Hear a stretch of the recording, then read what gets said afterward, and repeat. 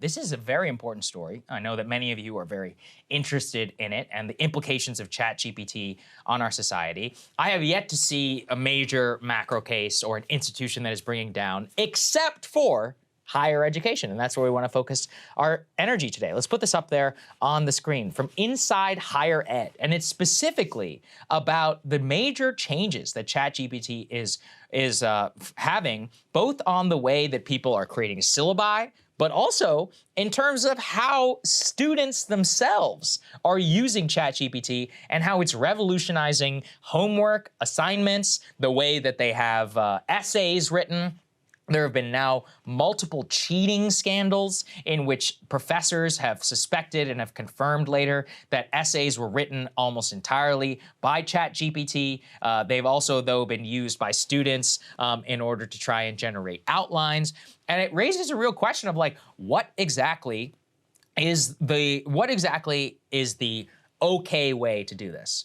I don't know, in my head, I don't know why, but creating an outline is just very different than writing the essay and then editing it. But is it? You know, at the end of the day, if you're outsourcing some of this work, but how is that different than previously whenever you would go read, you know, an example essay or whatever, and then try and use that for your college work? And I think it just brings a lot of really interesting questions, like what are the new standards? Like what is cheating? What's not cheating? On the one hand, this is an incredibly helpful tool. People are using the first draft of their syllabi. They're getting bibliographical references. They're getting all this, you know, busy work and stuff, which was just nonsense while you were in college. And on the other, some people just don't want to do any work at all. Like, how do we come to any sort of academic consensus as to what this means? This is the first field where I've seen major consternation on both sides and a real grappling of like, oh my God, what does this actual OpenAI system mean? It is actually a really fascinating thing to think about. I mean, this is far from the first time that technology has made certain skills obsolete. You know, you think about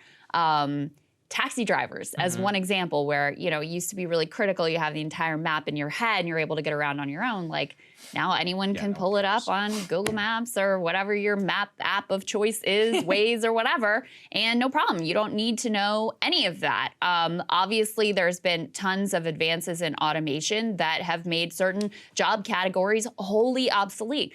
This is not a new story.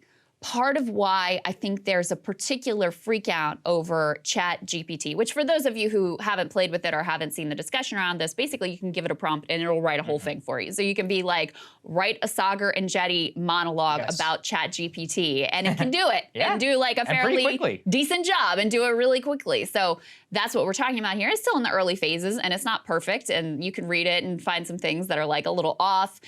It has weaknesses in terms of, you know, if it's on a topic that is personal to you or it's sort of esoteric and there isn't a lot of data research out there, it's going to struggle there. But, you know, this is already a fairly powerful tool. And so to get back to my point, I think the reason why there's a particular freakout about this is because a lot of the automation previously had made obsolete either blue collar or service sector jobs. This one is kind of coming for the knowledge workers. Yes. And that's what is, I think, particularly making people uncomfortable. Now, look, in my opinion, a lot of our technological advances come with huge upside, but they also come with some downsides as well. I mean, you know, we talk about teenagers and social media, and is that fueling a crisis of loneliness where you're not really doing things in real life anymore? It's all just on social media, and is that part of why you're having depression, why you're having more self-harm, why you're having more suicide attempts? These are still open questions which are being researched and debated. But yeah, most new major technological advances come with big benefits and also some costs and some drawbacks. That's my guess of what this is all ultimately going to mean. I think that first piece that we had up there was actually very thoughtful in sorting through some of these complicated issues and basically pointing out this is going to change the sort of skill sets that are valuable. So instead of, you know, just being good at like churning out papers based on previous research. It's going to be more about knowing what questions to ask, going beyond crowdsourced knowledge. So again, if it's not out there widespread already, ChatGPT is going to struggle with it. So that's where a human being can have particular insight. They say leverage AI-generated insights into decisions and actions. So the AI can generate the paper, but then what you do with that in the real world, well, that's up to the human beings.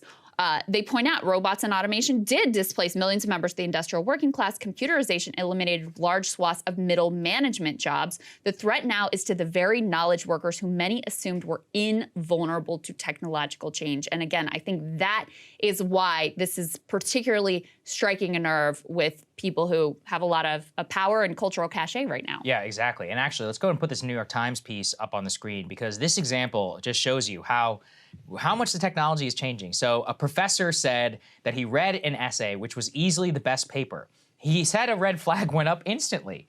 He confronted his student, and the student confessed to using ChatGPT. He said that the best paper explored the morality of burqa bans with clean paragraphs, fitting examples, and rigorous arguments. Alarmed by the discovery, the professor now has to transform essay writing.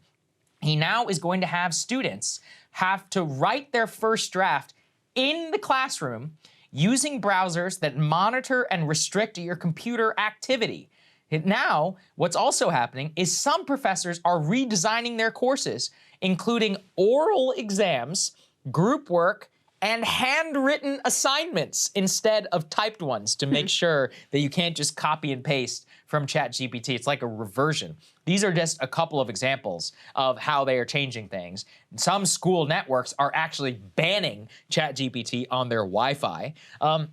Many schools and others have no idea how to deal with this because it's such a new innovation. Yeah. And it's like I was saying around the rules. Why is an outline better than an essay? I mean, in some ways, it's like if it's not your original work, then it is plagiarism, but you're not plagiarizing one person, you're plagiarizing like the brainchild of the entire internet. A lot of this is ethics discussions as well. And you know, I thought that the piece that we put up there first, the Inside Higher Ed one, I thought it was good. It was like, here's how we teach, you know, reasoning, critical thinking skills, and all the other reasons why college ostensibly even should exist in the age of crowdsourced information. But I can also see like college bureaucrats and all of those just becoming very, I really hate these things that I see college kids have to do right. I know we have a lot of college kids who watch our show. I mean, I think it's insanity.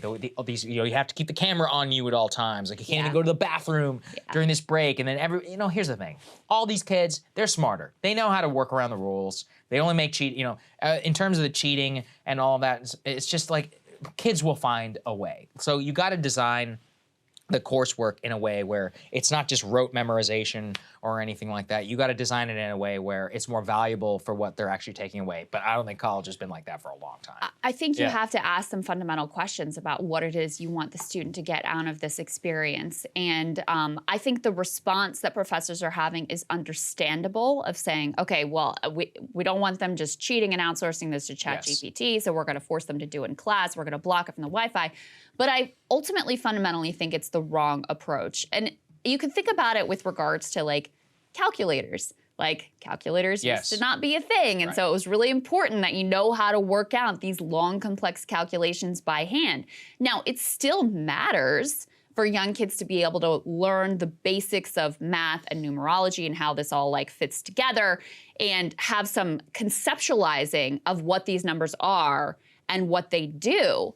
But being able to work out all these long calculations by hand using a calculator isn't cheating if you're ultimately able to get the right answer, and enables human performance. So I think it's a similar dynamic here, where to try to fight against the technology and block it out is not ultimately going to be the right approach, nor do I think it's ultimately the most sustainable approach. I think you have to ask yourself, what are the skills that you are trying to get your students to gain?